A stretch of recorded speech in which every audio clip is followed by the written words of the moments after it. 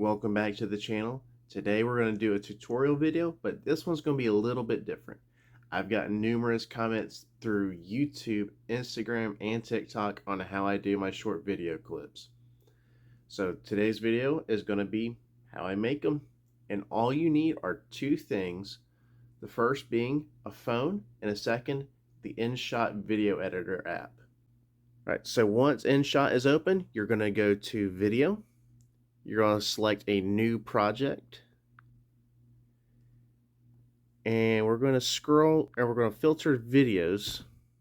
Scroll down till you find the video clips that you want, and then we're going to put them in order, and then hit the check mark down at the bottom. They're all going to upload. So next we're going to take our timeline down here and just scroll to the right, and we're going to find a good starting point. So this is about when I'm throwing. So right there is probably pretty good. I'm going to go to split. I'm actually going to delete the first 10 seconds. Next we're going to scroll towards the end of the clip. I'm kind of looking in the background to see where my disc roughly lands. Right there's pretty good. I'm going to hit split again and then delete this short clip at the end. Scroll through, and then I'm going to keep doing this for all my clips.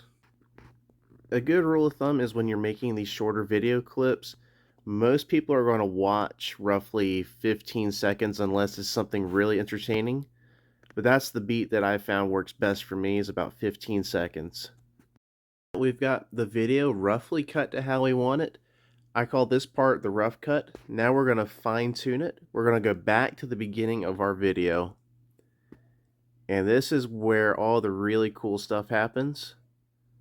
So right about here where I could still see the disc, let's just scroll a little further up, where it's just barely out of view.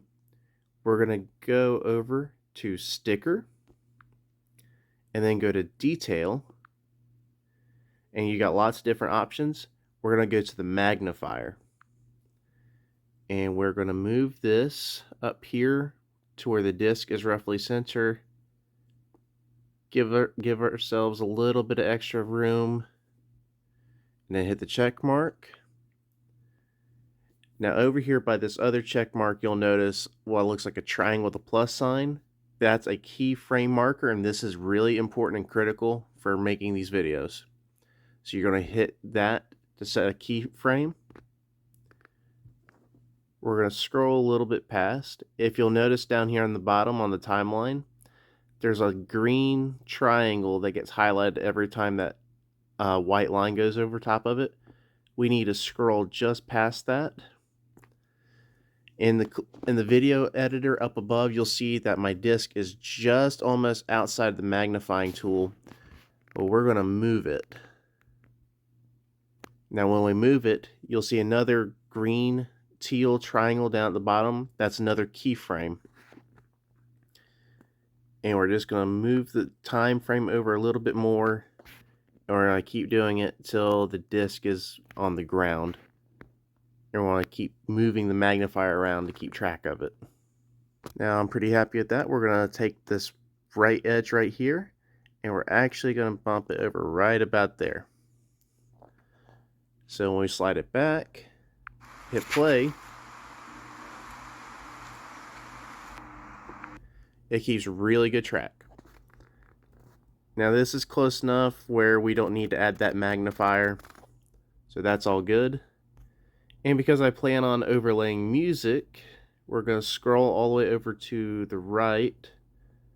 Oop, I went too far. We're going to find this volume button.